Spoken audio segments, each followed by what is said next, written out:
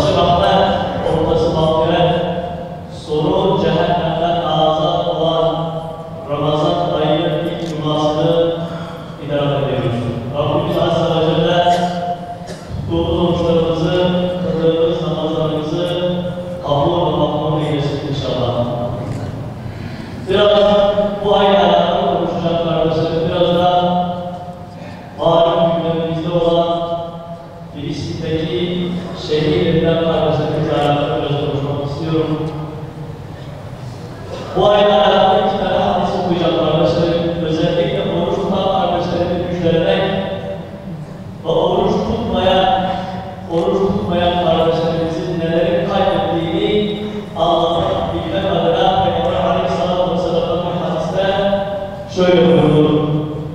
مَا مِنْ عَبْدٍ يَصُومُ يَوْمًا فِي سَبِيلِ اللّٰهِ إِلَّا بَعَدَ اللّٰهُ بِذَنبِهِ وَجْهَهُ لِلّٰهِ سَبْعِينَ خَرِيفًا.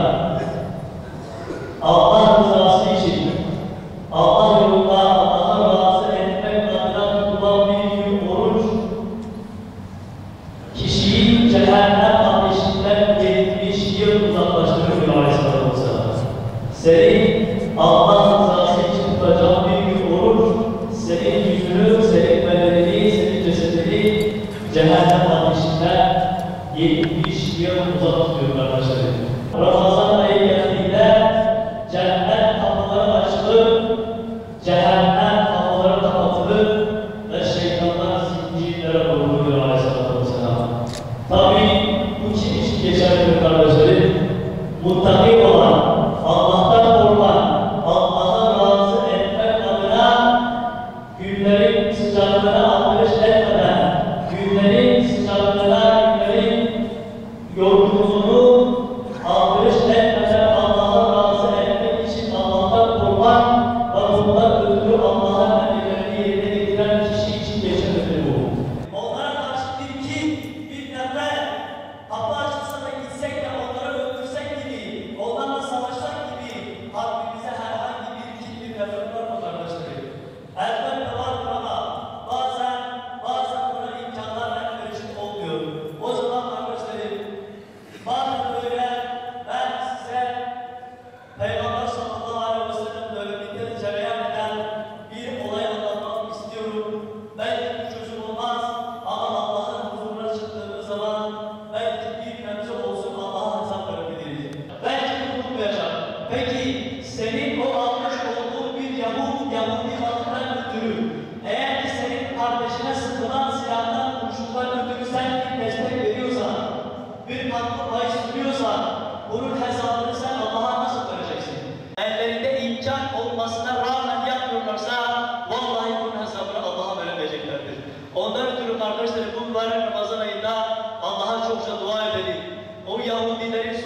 gelecektir. Bu Allah'ın vaadidir. Ama biz ne yapıyoruz? Biz burada neler yapıyoruz? Biz üzerimize düşeni yapıyor muyuz? Her Müslümanın bunu tefekkür etmesi, bu hususta düşünmesi lazım. Yahudiyle, Hristiyanla, ehl-i küffarı yerin dibine batırsın ve bizleri buna şahit etsin inşallah. İnna Allaha ve melâiketehu yusallûne alen nebî. Ya eyyühellezîne âmenû sallu aleyhi ve sellemû teslîmâ. Allahu Ekber, Allahu Ekber.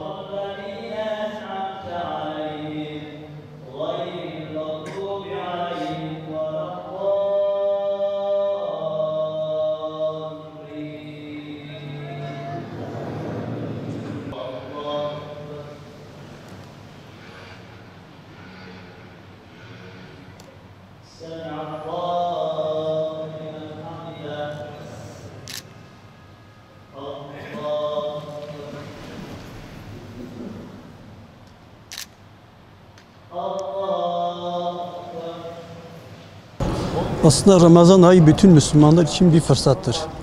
Maneviyatını yükseltmek için, birlik ve beraberlik olabilmek için Müslümanların çok istifade ettiği bir aydır. Tabii ki Peygamber sallallahu aleyhi ve sellem buyurduğu gibi Ramazan bütün ayların sultanıdır. Onun için Müslümanlar bu ayda iyice faydalanmalı, maneviyatını güçlendirmeli ve kardeşliklerini pekiştirmeleri lazım. Kudüs'te malumunuzdur ki Müslümanların dağınıklığından Siyonistler faydalanmaktadır. Bunu da sonuna kadar bu Müslümanların zayıf ve dağınıklığında faydalanıp da ve bunu da sonuna kadar kullanmaktadır. Tabii ki biz burada bakıyoruz ki Siyonistler hiçbir fırsatı kaçırmamaktadır. Müslümanların zayıf noktaları bulduğunda hemen onu değerlendirmekteler. Oysa ki Müslümanlar birlik olup da bu Siyonistlere karşı birlik olup da bu Siyonistlere ne gerekiyorsa onu yapmaları lazım.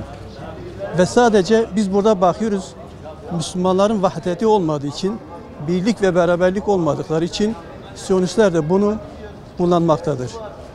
Biz ülke olarak Siyonistlerin can damarı neyse biz onu tutup da en azından Siyonistleri caydırıcı bir şey yapabiliriz, yani caydırıcı bir güç olabiliriz.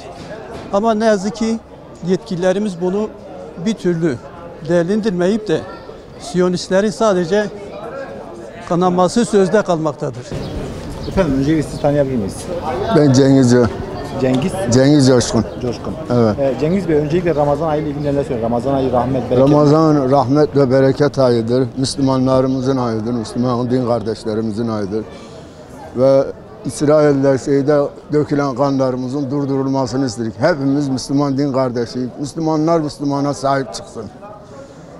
Çoluk çocuk öldürülmesin.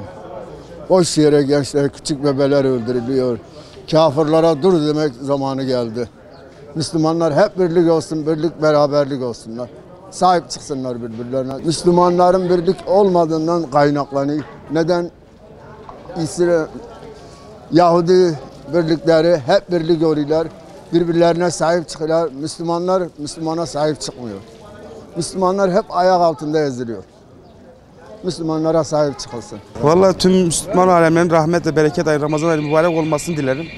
Yani özellikle şu İsrail'deki Filistin'e yapılan zulümün ayıplanmasını ve tüm Müslüman ülkelerinin bir araya gelip bu zulüme dur demesini önemli rica ederim yani mübarek aylar yüzü hürmetine. Vallahi kardeşim bizim dikkat edin bakın şu Orta Doğu'ya baktığınız zaman, Avrupa'ya baktığınız zaman şimdi bütün her şey Müslümanların üzerine oynanıyor. Çünkü biz Müslümanlarla birbirimize tutkunluk yok. Birbirimizde hainlik var. Biz birbirimize hainliğimizi bıraksak zaten onlar bize hainlik yapamazlar. Ha, bu bizden kaynaklanıyor. Onlardan kaynaklanmıyor ki. Ne olsa biz birbirimizi tutmuyoruz. Bir Yahudinin başına bir şey gelse tüm insanlar, bakıyorsun Yahudiler hepsi birbirini tutuyorlar. Ama biz Müslümanlar birbirimizin dırnağı kanasa daha kafasını kırabilir miyiz diye düşünüyoruz. Onun için yani Allah da bize rahmetini esirgiyor. Peki Ramazan ayı tam bunun için bir fırsattır yani birlik beraberlik. Ya tabii ki. Ya sadece Ramazan ayı değil. Sadece Ramazan ayı değil. Sadece Ramazan ayı değil. Allah'ın tüm ayları, tüm günleri mübarektir. Tüm günleri kutsaldır. Yeter ki biz Müslümanlar olarak birbirimize saygı çerçevesinde, kardeşlik içerisinde, barış içerisinde, huzur içerisinde yaşamayı bilelim yani. Ramazan ayı 11 ayın sultanı, evet. Cenab-ı Allah bu 11 ayın sultanından bizi nimetlendirsin. Bizim şükrümüzü artırsın ve ümmet-i Muhammed'e birlik ve beraberlik nasip eylesin. Ümmet-i Muhammed'i bir çatı altında Kudüs, şu mübarek ayda Kudüs'e yapılan zulmün bir gün önce def olmasını, bertaraf olmasını Rabbimden niyaz ediyorum. Zaten dünya kurulduğundan bu yana Müslümanlarla inananlarla inanmayanlar hep savaş halindeler. Onun için Müslümanların birlik ve beraberlik olmasının için bu saldırılar durması Müslümanların birlik ve beraberlik olmasına bağlıdır. Ramazan için bütün Müslüman devletlere hayırlı uğurlu olmasını diliyorum. Bu ayı nasıl geçirmeliyiz? Bu ayı sakin ve güzel dualarla geçirmemizi temenni ediyorum. İsrail'den Amerika'ya naletliyorum. Ramazan ayı kutsal bir gün. Hepimizin Müslümanlar için, hepimiz için güzel bir gün. Allah hepimize mübarek hayırlı etsin. İnşallah güzel günleri görmeyi, bayramlara erişmeyi nasip etsin. Kur'an-ı Kerim'in hiçbir ayetini kimse değiştiremez ablam. Hiç kimsenin gücü yetmez ona. Rabbimden başka hiç kimsenin gücü yetmez. Onu yapanları Allahu Teala, Allah kendi başlarına döndürsün inşallah. İnşallah muvaffak etmesin hiçbir konuda. Kötülük düşünen hiç kimseyi hiçbir konuda muvaffak etmesin. Peki İsrail saldırıları nasıl biliyorsunuz? İsraillerde ya bilmiyorum nasıl. İsrail'le bir avuç kişi nasıl bu şey oluyor anlamıyorum yani. Ben hiçbir anlam veremiyorum yani bunlara. Allah esirgesin, Allah yardımcı olsun. Ya size destek olmamız lazım birbirimize, herkes, her konuda destek olmamız lazım.